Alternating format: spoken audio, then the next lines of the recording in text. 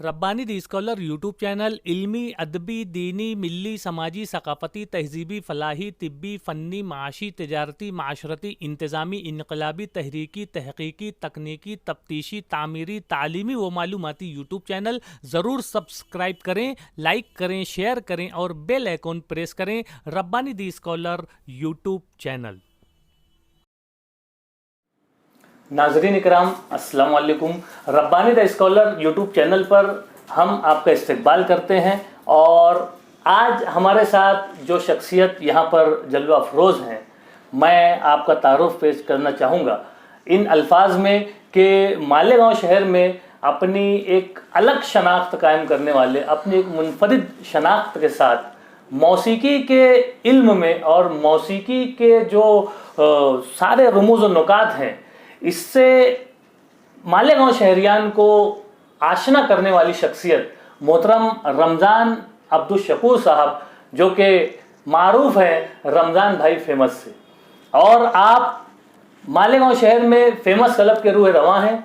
उसके अलावा आपने हिंदुस्तानी क्लासिकी मौसीकी में अपनी एक शनाख्त बनाई और मालेगांव की आवाम को हिंदुस्तानी क्लासिकी मौसीकी से रोशनास करवाया। साथ ही साथ मालेगांव में हिंदुस्तानी क्लासिकी मौसीकी का आगाज़ भी आप ही ने किया और गज़ल गायकी के फ़न से आवाम को रोशनास करवाने में आपका हिस्सा रहा है। आपने एक ज़बरदस्त खिदमात मौसीकी के ताल्लुक़ से यहाँ पर अंजाम दी है और अल्हम्दुलिल्लाह अभी तक अंजाम दे रहे हैं। आपका ये खासा रहा है, आपका ये वस्फ भी रहा है कि गालिब जैसे शायर, मिर्ज़ा गालिब जैसे शायर की तकरीबन 100 से ज़ायद गज़लों को आपने कंपोज किया है। न सिर्फ कंपोज किया है बल्कि उसे मुख्तलिफ़ जगहों पर आपने मुख्तलिफ़ प्रोग्रामों में बेहतरीन पेशकश भी की है और उसे बाकायदा रिकॉर्ड भी करवाया है। एक तरीके से एक बेहतरीन सरमाया, एक बेहतरीन ज़ख़ीम सरमाया जो है वो आपके पास मौजूद है और आपका काम जो है मौसीकी के ताल्लुक़ से, इल्मी व अदबी प्रोग्रामों के हवाले से आप अपनी शख्सियत में अपना मुनफरिद मकाम रखते हैं। हमारे बेशतर नाजरीन आपकी शख्सियत से वाकिफ़ हैं और कमा हक़्क़हू मैं आपका तारुफ पेश करने से कासिर हूँ। एक हमारे इस चैनल पर Rabbani the scholar YouTube channel को आज ये एजाज़ हासिल हुआ है कि आप जैसी मोतबर और बड़ी शख्सियत जो है वो हमारे इस चैनल पर जलवा अफरोज़ हुई है। मैं आपका इस्तकबाल करता हूं सर कि आपने अपने कीमती औकात जो है यहाँ पर सर्फ किए हैं और हमारे नाजरीन को आज आप दस्तयाब हुए हैं। मैं बहुत मुबारकबाद पेश करता हूं। मैं चाहूँगा कि आप अपना मुख्तसर सा तारुफ हमारे नाजरीन को पेश करें कि आपका मौसीकी में जो आपका रुझान रहा है और मौसीकी की तरफ आपका जो लगाव रहा है ये किस तरह से हुआ और आप जो यहाँ तक आपने जो काम किया है, जो हमारे जो तसानीफ़ आपकी हैं, जो किताबें मंजर आम पर आ चुकी हैं और आपकी इस पीराना साली में, आपकी इस बुजुर्गी में, आपने जो 92 साल की उम्र तकरीबन आपकी हो चुकी है और आप अभी तक चाक व चौबंद हैं, तंदुरुस्त हैं और एक तरह से अपने आप को काम में मशगूल किए हुए हैं, तो इसका राज क्या है वो ज़रा हमारे नाज़रीन को बतलाएं। सेहत का राज तो यही है कि मैं सुबह 9 साढ़े 9 किलोमीटर पैदल चलता हूँ माशाअल्लाह, और मैं लोगों को तरगीब भी देता रहता हूँ, मोटिवेट करता रहता हूँ। जब भी कोई पूछता है कि सेहत का राज क्या है तो मैं उनसे ये कहता हूँ कि ये कोई राज नहीं है, मैं जो कुछ कर रहा हूँ आप भी वही कीजिए। क्या बात है। अब रह गया है कि मौसीकी के ताल्लुक़ से जो आपने सब पूछा है, जितने भी फ़नून लतीफ़ा के अरकान हैं, जिन्हें फ़ाइन आर्ट कहते हैं, ये ललित कला मराठी में कहते हैं, तो ये खुदा की देन होती है। ये मेहनत से हासिल की हुई चीज़ नहीं रहती। जैसे शायरी, मौसीकी, अदाकारी, खुशनवीसी, संगत तराशी वगैरह वगैरह ये फ़नून लतीफ़ा के अरकान हैं और ये उमूमन खुदा दात सलाहियत होती है, अल्लाह की दी हुई सलाहियत रहती है। फिर उसके बाद वो किसी उस्ताद से उसके सामने ज़ानुए अदब तय करते हैं और सीखते हैं तो फिर उसमें बहुत निखार पैदा होता है और महज सलाहियत से काम नहीं चलता, उसके लिए इल्म हासिल करना भी ज़रूरी रहता है। तो मुझे ये कहना चाहिए कि कुदरत की तरफ से मौसीकी की सलाहियत अल्लाह ने नेमत ये मुझे अता की थी। तो मैं मौसीकी, मेरी गली के नुक्कड़ पर एक होटल था जब मैं 10-12 साल का था, तो वहाँ पर रेडियो था। उस ज़माने में तो खाल खाल रेडियो थे शहर में, वही नया नया ईजाद हुई थी रेडियो की। एक होटल में रेडियो बजा करता था दिन भर, वो एक ही चैनल था, वो एक चैनल ऑन कर देते थे, वो बजते ही रहता था। वो उसमें तकरीर भी हो रही है, मौसीकी भी हो और मुबाइसे भी हो रहे हैं वगैरह वगैरह। गली के नुक्कड़ पे वो बैठा रहता था मैं, तो उसमें सहगल के गाने उस ज़माने में बजते थे, तो अच्छा लगता था। वो क्लासिकल बेस के जितने भी गाने होते थे तो अच्छे लगते थे वो, तो वो सब मुझे याद हो गए थे। तो चूँकि क्लासिकी मौसीकी के सलाहियत कुदरत की तरफ से वदियत हुई थी मुझे, तो वो गाने जो क्लासिकी बेस पर होते थे तो वो मुझे अच्छे भी लगते थे और जल्दी याद भी हो जाते थे। हाँ, तो दोस्तों में जब मैं सुनाता था तो उनको हैरानी भी होती थी और हौसला अफजाई भी करते थे और खुश भी होते थे। मेरे इब्तदाई जो दोस्त अहबाब थे तो उन्होंने मेरी बहुत ज़्यादा हौसला अफजाई की है। उसका मैं बहुत ही मुझे एहसास भी है और मैं उनका ममनून भी हूँ। अगर उन्होंने मेरी हौसला अफजाई नहीं की होती, और मैं अक्सर कहता हूँ जब कभी कहीं भी मेरा वो एजाज़ या सत्कार वगैरह होता है तो मैं हमेशा ये बात कहता आया हूँ कि जितने भी दुनिया में बड़े बड़े कारहाय नुमायाँ अंजाम देने वाली शख्सियात हैं, उन्होंने जो कारहाय नुमायाँ अंजाम दिए हैं उसके पीछे उनकी हौसला अफजाई करने वालों का आधे से ज़्यादा क्रेडिट। वाह वाह वाह वाह, अगर वो उनकी हौसला अफजाई अगर नहीं करते, वाह नहीं बोलते, मतलब ये कि वाह बोलना ज़रूरी। क्या बात है, वाह। अगर उनके कारनामों को देखने के बाद लोग खामोश रहते, कुछ नहीं बोलते, तो हो सकता है कि फिर इतने बड़े बड़े कारनामे अंजाम नहीं दिए जाते। कोई भी हर शोबे के अंदर जो कारहाय नुमाया दुनिया में लोगों ने अंजाम दिए हैं, उसका आधा क्रेडिट उन लोगों को रहा है जो उनके आसपास रहे हैं और उनकी हौसला अफजाई करते रहे। ये बात मैंने हर उस जगह कही है जहाँ भी मेरा सत्कार हुआ है, और इस बात को लोगों ने बहुत पसंद किया, बहुत पसंद किया, बहुत तालियां बजी। ये महज लोगों को खुश करने के लिए मैं नहीं कहता, बल्कि ये इस पर मेरा पूरा ईमान है। तो इसलिए बिल्कुल ऐसे ही है कि जैसे एक पौधे को पानी देना ज़रूरी है, इसी तरीके से कोई भी सलाहियत हो तो उसकी हौसला अफजाई भी करना ज़रूरी है। इसीलिए आदमी की हिम्मत बढ़ती है, हौसला बढ़ता है और वो अपने शोबे में और अपने काम में ज़्यादा मेहनत से ज़्यादा जो है बहुत ही ज़रूरी शय है, बहुत ही ज़रूरी चीज़ है। बहुत ही अच्छी बात बतलाई आपने। मैं चाहूँगा कि आप हमारे नाजरीन को बतलाएं कि मौसीकी में आपने कहाँ तक काम किया है, और आपने अपनी एक मुनफरिद शनाख्त है और यकीनन मौसीकी के हवाले से ही लोग आपको जानते हैं जी, है ना जी। तो ये जो आपका जो पूरा इब्तदाइया से लेकर जो अभी तक का जो काम है वो ज़रा हमारे। तो 1949 में समकसेर में आइस फैक्ट्री के बाजू में हमारा फेमस क्लब जारी हुआ था और 1969 में सैलाब में वो बह गया। तो 20 साल तक वहाँ क्लब था। तो मुझे क्लासिकी मौसीकी का शौक़ था, तो कई लोगों के पास मैं गया तो मालूम हुआ कि सही मानों में किसी को कोई इल्म नहीं है, और उसकी वजह भी ये है कि मालेगांव में ये सनती शहर है मालेगांव, और सनती शहर में फ़नून लतीफ़ा परवान नहीं चढ़ते, क्योंकि मेहनत कश लोग जो होते हैं तो 8-10 घंटा 12 घंटा मेहनत करने के बाद वो थक जाते हैं। उनके लिए तफरीह एक ही रहती है कि सिनेमा में जाएं। और जहाँ मुलाजमत पेशा लोग रहते हैं 5-7 घंटा काम करते हैं, उसके बाद उनको फुर्सत रहती है तो फ़नून लतीफ़ा वहीं पनपते हैं। उसके बाद फिर वो कुछ मौसीकी सीखते हैं और कुछ खेल कूद में लग जाते हैं, कुछ और साज वगैरह बजाने लगते हैं, जैसे बम्बई है, पूना है, ऐसे बड़े शहरों में। तो मालेगांव में तो सब मज़दूरों का शहर है और सनती शहर है, इसीलिए यहाँ पे कोई उस्ताद सिखाने वाला अगर आता भी तो भूखों मरता कोई सीखने ही पास नहीं जाता उसके पास, ये बात ही। तो इसीलिए मैं कुछ गैर मुस्लिम हजरात के पास मौसीकी थी, क्लासिकी मौसीकी का इल्म था, उनका भी मैंने सुना। उनका जो है तो वो खान साहिबान की गायकी अलग थी, और जो पंडित गाने वाले थे उनकी गायकी में फ़र्क था। तो मुझे तो खान साहिबान की गायकी का अंदाज़ पसंद था, तो वो कोई सिखाने वाला मालेगांव में नहीं था। तो मजबूरन फिर मुझे वो किताबों का लोगों ने पता बताया कि भाई हाथरस में हिंदी में और मराठी में और अंग्रेज़ी में मौसीकी के ताल्लुक़ से किताबें हैं, निसाब में दाखिल हैं वो, मौसीकी के जो लखनऊ में मेरिस कॉलेज ऑफ म्यूज़िक है और बहुत सारे शहरों में कॉलेज हैं मौसीकी के, वहाँ वो निसाब में पढ़ाई जाती है। तो उसमें क्लासिकल मौसीकी के निसाब है, वो थ्योरी और प्रैक्टिकल क्या है वो सब उसमें रागों का इल्म है। तो किताबें हमने सब मंगवा ली और किताबों के ज़रिए से मैंने क्लासिकी मौसीकी सीखना शुरू की। और इम्तिहानात देने के लिए मनमाड, धूलिया, नासिक वगैरह जाते थे। और उसके बाद फिर वो 7 साल का कोर्स जो था उसको 4 साल में, क्योंकि पहली बार मैं बराह रास्त दूसरी में बैठा, तो फर्स्ट क्लास मिल गया। तो उस ज़माने में ये था कि अगर कोई फर्स्ट क्लास पा लेता था तो उसको एक दर्जा आगे बढ़ा देते थे। तो इस तरीके से 7 साल का कोर्स मैंने 4 साल में पास किया, बैचलर ऑफ म्यूज़िक यानी संगीत विशारद की डिग्री हासिल की।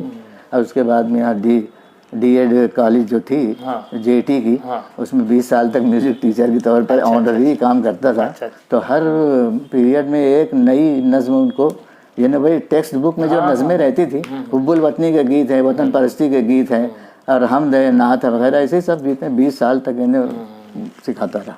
बहुत ही अच्छी, बहुत ही मुफस्सल बातें आपने हमारे नाज़रीन तक पहुंचाई। मैं आपसे ये पूछना चाहूँगा कि मौसीकी में आपके कितने शागिर्द रहे हैं और वो कहाँ कहाँ तक पहुँचे, तो वो आप हमारे नाज़रीन को बतलाएं। शागिर्द तो कहना चाहिए कि मेरे अगर डी.एड कॉलेज के शागिर्दों के अगर शुमार करें तो फिर उनकी तादाद तो हज़ारों में जाएगी। डी.एड कॉलेज में 20 साल तक था तो उनकी तादाद तो हज़ारों में रह जाएगी। अब वैसे मैं तमाम स्कूलों में करीब करीब दोनों Malegaon high school, जमहूर high school, jetty में तो था ही मैं, वगैरह वगैरह, बच्चों को, लड़कियों को ट्रेन करने के लिए जाते ही थे। मगर मैं उनको अपने शागिर्दों में शुमार नहीं करता। 1-2 नज़्म सिखा देने से कोई उस्ताद नहीं हो जाता। सच पूछो तो मेरे शागिर्दों की तादाद कोई ज़्यादा है नहीं। उस्ताद और शागिर्द का जो रिश्ता है ना, वो एक अलग ही चीज़ है। तो मैं ये कहता हूँ कि कुछ लोगों की मैं मदद करता रहा हूँ, कुछ लोगों की मदद जो कुछ मेरे पास है उनको देता रहा हूँ। मैं उनको अपना शागिर्द नहीं समझता। इस एतबार से देखा जाए तो कोई मेरा शागिर्द वागिर्द नहीं है। मेरा अगला सवाल आपसे ये है रमज़ान भाई फेमस साहब, कि आपके मज़ीद और कौन कौन से मशागिल हैं? आप तो मौसीकी के हवाले से तो जाने जाते ही हैं, अदबी प्रोग्रामों में भी आप शामिल हुआ करते हैं, तो आप ज़रा हमारे नाज़रीन को बतलाएं कि आपके और कौन कौन से? एक तो मौसीकी का शौक़ है और दूसरे मुताले का। अच्छा। कि 14 साल का था जब ही, मेरी तालीम तो सिर्फ 7वीं तक है ना, उर्दू 7वीं तक। तो शौक़ हज़रत हमको पढ़ाते थे, तो उर्दू लाइब्रेरी जब जाता था मैं तो किताबें पढ़ता था जब से 14 साल की उम्र से। तो मैं लाइब्रेरी का अभी तो ट्रस्टी हो गया हूँ और मेरी क्वालिफ़िकेशन यही है कि मैं बहुत पुराना मेंबर हूँ और कोई और क्वालिफ़िकेशन नहीं। तो किताबें पढ़ने का शौक़ था। इब्तिदा में तो जो भी किताब हाथ है सब पढ़ लेता था, नावल है, अफसाने हैं, ये दुनिया भर का जासूसी जो सब भी। धीरे धीरे ज़ौक़ मुताला थोड़ा निखरता गया, सुधरता गया। फिर अब ये हाल है कि मैं नावल और अफसाने और फिक्शन वगैरह नहीं पढ़ता ज़्यादातर सफ़रनामे या सवाने या शायरी पर नक़द वगैरह, तबसरा वगैरह। को ये बतलाएं कि आपकी तसानीफ़ क्या है, कितनी तसानीफ़ हैं आपकी? और आपने तो मैंने जैसे ज़िक्र किया कि मैं तमाम हाई स्कूलों में भी जाता था बच्चों को ट्रेन करने के लिए, तो तमाम जो असातिज़ा थे उनसे भी शनासाई हो गई थी। तो एक वक्त ऐसा आया कि निसाब में मौसीकी भी शामिल हो गई। 8वीं से मौसीकी का एक चैप्टर उसमें शामिल कर दिया गया। तो हेड मास्टर साहिबान ने ड्राइंग टीचर को लगा दिया कि भाई ये पढ़ाओ। अब वो वादी, संवादी, राग, रागनी और अस्थाई, अंतरा, ये सब क्या है वो सब उसमें था। तो ड्राइंग टीचर वगैरह तो परेशान की, ये सब क्या है, हमको तो कुछ समझना नहीं। तो यहाँ तब टीचर हज़रात मुझसे बोलने लगे कि यार रमज़ान भाई अगर हो सके तो ये इब्तिदाई मालूमात की कोई किताब लिख दी तो हम लोगों को थोड़ी आसानी हो जाए। क्या बात। तो इस तरीके से उनकी फरमाइश पर मैंने तारुफ़ मौसीकी नाम की किताब लिखी इब्तिदा में। वैसे तो मौसीकी की हमारे यहाँ किताबें तो बहुत थी हिंदी में सब, और उसमें बहुत सारी ऐसी बातें ऐसी हैं कि जो बहुत मुश्किल से समझ में आती हैं। मैंने उसको बहुत आसान करके मैंने ये लिखा भी अपनी किताब में कि मौसीकी के ताल्लुक़ से किसी ज़बान में भी, उर्दू में भी जितनी किताबें हों और दूसरी ज़बानों में जितनी भी किताबें हों, उसका मरकज़ और महवर एक ही किताब है। भात खंडे की किताब जो है, क्रमिक पुस्तक मालिका नाम के एक वकील थे। उन्होंने 17 साल तक उन्होंने पूरे हिंदुस्तान का दौरा किया, उस्तादों के गाने सुने, कोई नहीं सिखाते थे तो छुप छुप के उनका गाना सुना और उनकी सब अस्ताइयाँ और अंतरे वगैरह उनका नोटिसन तैयार किया। हालांकि वो वकील थे लेकिन उन्होंने बहुत बड़ा काम किया है। तो वही किताबें पढ़कर मैंने भी मौसीकी सीखी, इम्तिहान दिया, इम्तिहान पास किया और उसी मालूमात से लेकर मैंने वो उसमें बहुत पेचीदगी से वो तमाम बातें कही गई थी। मौसीकी के सिलसिले में बहुत सारी बातें ऐसी है कि जो लोगों को समझ में नहीं आती, बहुत समझना उसको ज़्यादा दुश्वार होता है। तो मैंने अपनी आसान ज़बान में तारीफ़ मौसीकी में सब लिख दिया और हवाला भी दिया है। ये सब मालूमात वही भातखंडे की किताब से ली गई है और मौसीकी की बाकी तमाम किताबें भी उसी से ली जाती हैं। आप हमारे नाज़रीन को ये बतलाएं कि इल्मुल औज़ान और जो बहर वगैरह जो होती हैं, ये इसके ताल्लुक से कुछ रोशनी डालें। वो सीधी सीधी बहर की जो गज़लें या नज़्म बच्चों की जो रहती थी ना, तो वो तो ठीक से पढ़ लेते हैं। लेकिन जहाँ रुबाई आई या और कोई मुश्किल गालिब की बहर है, तो वो नस्र के जैसा पढ़ते थे, नस्र के जैसा। ख़ास तौर से रुबाई तो कोई सही वज़न से पढ़ नहीं सकता था। इसीलिए मालेगांव में कोई रुबाई, सुहेल हज़रत के बाद रुबाई कहने वाला कोई था नहीं। तो मैं चाहता था कि मालेगांव के अंदर शायर बहुत ही माशाअल्लाह बासलाहियत हैं, उनकी शायरी का मेयार भी बैनुल अक़वामी सतह की है। लेकिन ये बात कि बहर बहुत से मुश्किल बहर, खुसूसन रुबाई की बहर समझने में उनको दुश्वारी पेश आती है, तो वो उसको नस्र के जैसा पढ़ते थे। तब मेरा ख्याल हुआ कि मैं उसको समझाऊं कि फिर मैंने ये सवाल उठाया कि भाई नस्र और नज़्म में क्या फ़र्क है, नज़्म और नस्र में फ़र्क क्या है। मैंने लोगों से पूछा आप बताइए क्या फ़र्क है। अगर आप नहीं बताते तो मैं कहता हूँ कि दोनों फ़र्क ये है कि नस्र जो है तो वो ताल में नहीं होती और नज़्म ताल में होती है। अब अगर आप इसको मान लेते हैं कि ठीक है नज़्म ताल में होती है, तो फिर उसको ताल में पढ़िए, उसको ताल में पढ़िए। हालांकि मेरा मजाक भी उड़ाया लोगों ने कि वो ताल में पढ़ने का मतलब ये है कि क्या शेर पढ़ने के वक्त तबला सरंगी लेके बैठेगा। नहीं भाई, ताल का मतलब ये नहीं है, मौसीकी नहीं है। ताल जो है तो वक्त की पाबंदी का नाम है। क्या बात, वक्त की पाबंदी का। एक शख्स अगर कोई काम वक्त की पाबंदी से करता है तो हम कह सकते हैं कि उसकी ज़िंदगी ताल में है। क्या बात, ताल में है उसकी ज़िंदगी। मतलब ये कि सूरज, ये भी मैंने अपनी किताब में लिखा था कि कायनात के ये सूरज चांद की गर्दिश वगैरह जो बराबर वक्त से होती है, पूरा कायनात ताल में बराबर वक्त पर सूरज का तुलू और ग़ुरूब, वक्त पे मौसमों का आना जाना, वक्त पे तमाम बातें जो होना, तो ये पूरे ताल में है। तो वो ताल कोई मामूली चीज़ नहीं है। जहाँ मैं ताल का नाम लेता हूँ तो लोग बोलते हैं कि ये मौसीकी का जिक्र है। ताल नहीं ना, मौसीकी नहीं। ताल का मतलब ये है कि वक्त की पाबंदी। तो ये जो ताल में बहर जो है, तो उसको नापने का ये जो तख्ती है ना, वो शेर को नापने का पैमाना है वो। और ताल जो है ना, तो ये वक्त को नापने का एक पैमाना है। बराबर। हाँ, वो वक्त के नापने का पैमाना है। तो वो यही मेरा कहना था। बराबर। और मैं अपनी बात समझाना चाहता था लोगों को, लेकिन चूंकि अभी तक का इस ख्याल को मालेगांव में किसी ने पेश नहीं किया है, तो कोई भी नई चीज़ आती है तो उसकी मुखालफत तो होती है। सही अब लोग यही कहते हैं कि वो समझा नहीं पाते। मुझे पहली किताब मेरी जब निकली, सब ने ये इल्ज़ाम लगा कि यार जो कहना चाहते हैं वो समझा नहीं पाते। अच्छा, आपने अशार को ताल पर पेश करने का एक नया तरीका भी इजाद बिल्कुल नहीं, बिल्कुल नया तरीका नहीं है। मैं तो वही ताल में पढ़ के सुनाता हूँ कि देखो इस तरीके से ताल पढ़ा जाता है। सादिक हूँ अपने कौल का, मैं भी खुदा गवाह, कहता हूँ सच के झूठ की आदत नहीं मुझे। तो ये एक जो बहर है ना, ये बहुत मुश्किल है। अच्छा। मैंने सबके पास लेकर गया था बहुत सारी सूरत बात। तो देखिए, अजब, इसमें भी ताल है ना। अजब निशाज से जल्लाद के चले हैं हम आगे, कि अपने साये से सर पाँव से है 2 कदम आगे। अजब निशाज से जल्लाद के चले हैं हम आगे, कि अपने साये से सर पाँव से है 2 कदम आगे। खुदा के वास्ते दाद इस जुनून शौक की देना, कि उसके दर पे पहुँचते हैं नामा भर से हम आगे। उसमें रिदम है। और कसम जनाजे पे आने की मेरे खाते ही गालिब, हमेशा खाते थे जो मेरी जान की कसम आगे। इतनी बेहतरीन बहर है ये, उसमें इतना वो फन है, हाँ। फन्नी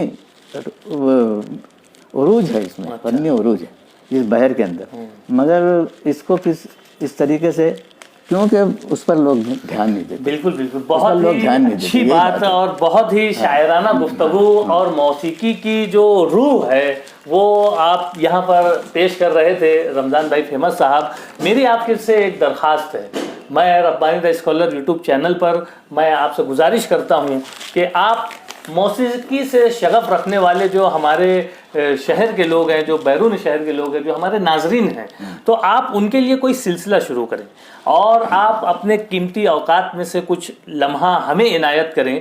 हम आपकी तमाम तरीके की जो ये बहरे हैं, जो औज़ान हैं और जो शायरी है, जो मौसीकियत है, इसके जो रुमूज़ व नुकात हैं, हम वक्फे से हमारे इस चैनल के ज़रिए से नशर करना चाहेंगे। तो मैं आपसे दरख्वास्त करता हूँ कि आप कुछ हमें इनायत करें, कुछ वक्त, और हमारे नाजरीन के लिए एक कारामद चीज़ है। जैसा कि हमारे शहर में बेशुमार बड़े बड़े शोरा हैं, बड़े बड़े उदबा हैं और एक ज़बरदस्त माहौल है, यहाँ का अदबी माहौल है और उर्दू के लोग जानने वाले हैं। तो मैं चाहूँगा कि आप जैसी शख्सियत जो हमारे लिए, हमारी मौजूदा नस्ल के लिए, नौजवान नस्लों के लिए और नई आने वाली नस्लों के लिए जो हैं, आप किसी नेमत से कम नहीं हैं, आप नेमत गैर मुतरक़्क़िबा हैं। तो मैं चाहूँगा कि आपकी जो ज़िंदगी गुजरी हुई है इस पूरे माहौल में, तो आपके पास जो फ़न है वो हमारे इस प्लेटफॉर्म से हमारे नाजरीन को, हमारे शागिर्दों को जो है वो जाए।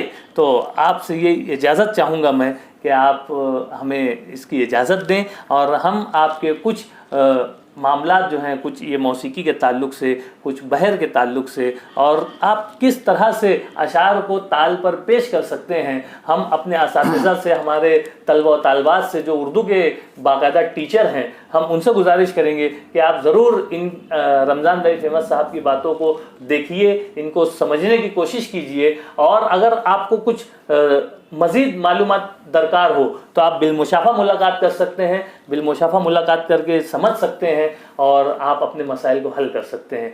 मैं बहुत ही शुक्रगुज़ार हूँ आपका कि आपने अपना इंतहाई कीमती वक्त जो है वो Rabbani the scholar YouTube channel के लिए वक्फ किया, और आपने बहुत ही गहराई और गहराई से जो है ये यहाँ पर दीवान गालिब किताब लेकर आप आए और उस पर जो रुबाइयात है आपने बाकायदा अमली तौर से यहाँ पर पेश किया।